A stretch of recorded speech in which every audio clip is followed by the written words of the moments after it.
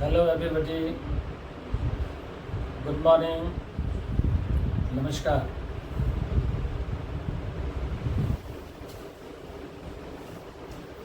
I, your friend Mithile once again with you with a new topic on legally talking. If you remember, during my last talk, I have talked to you about brief history, brief conception of curative petition, and that I had referred as a part 1.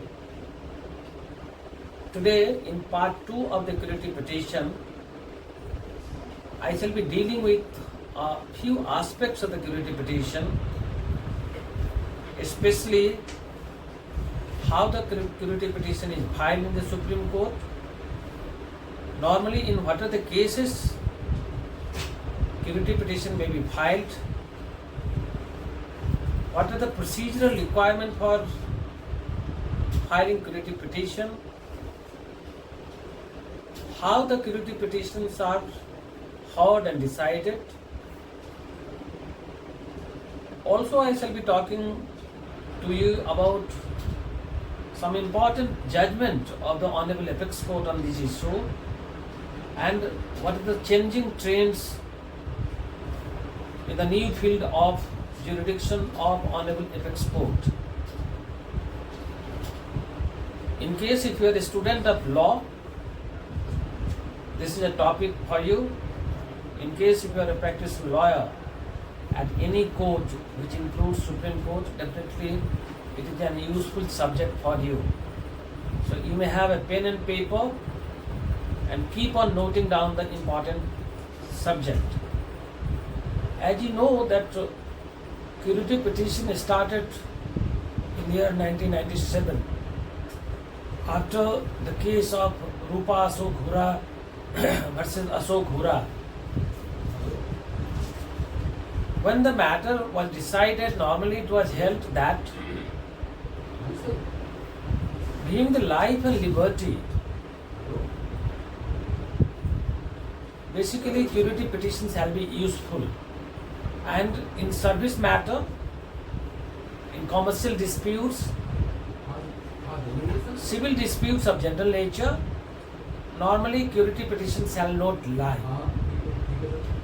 However, there has been a pragmatic shift, and I shall be talking to you about some aspects of the pragmatic shift. Now, question arises that what are the procedural requirement? Procedural requirement is that there must have been dismissal of review petition by way of circulation. One. Secondly, with every curative petition, you need to have a certificate of a designated senior who must certify that delineated facts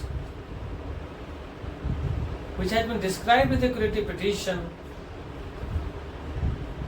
has its origin from the case decided as Rupa Ashok Hura versus Ashok Hura in 1997. There is also obligatory requirement that there is a certificate of an advocate on record who certify that it is first curative petition and no other petition has been filed. You may put a question to me that what are the limitations? Basically, Order 48 of Supreme Court rule doesn't prescribe any strict time limit. However, it has a mention that curative petition must be filed within reasonable period. Now, there may be inquisition in your mind that how curative petition is heard. Normally, curative petition is filed and heard by the three senior most judges of the Supreme Court along with the two judges or the bench who heard the matter, normally by circulation. However, if majority of the judges are of the opinion that it must be heard in the open court, then open court hearing is allowed. Otherwise, no open court hearing.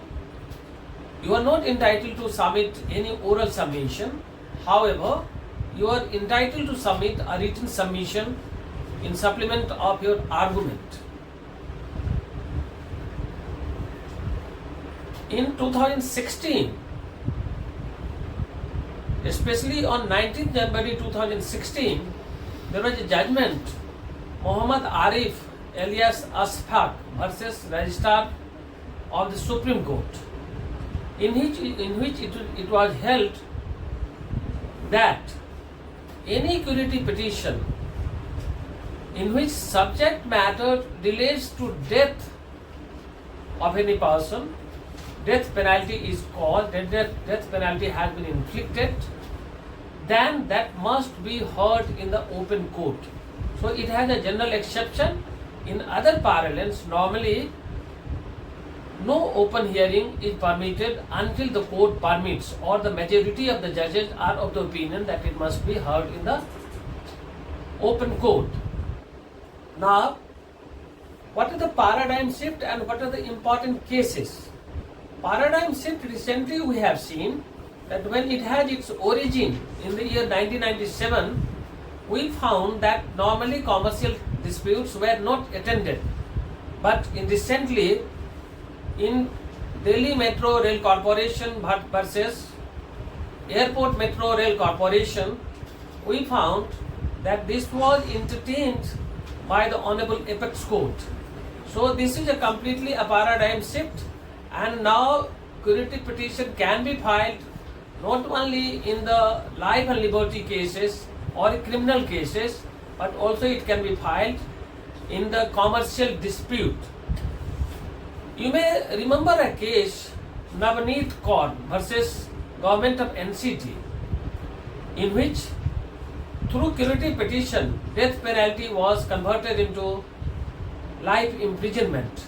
That shows the importance of curative petition. I hope you must have liked my talk today. In case if you have any query, keep on putting your suggestion, putting your inquisition in the chat box or comment box. In case if you are watching me for the first time, kindly subscribe it, share it. Thank you so much. Goodbye.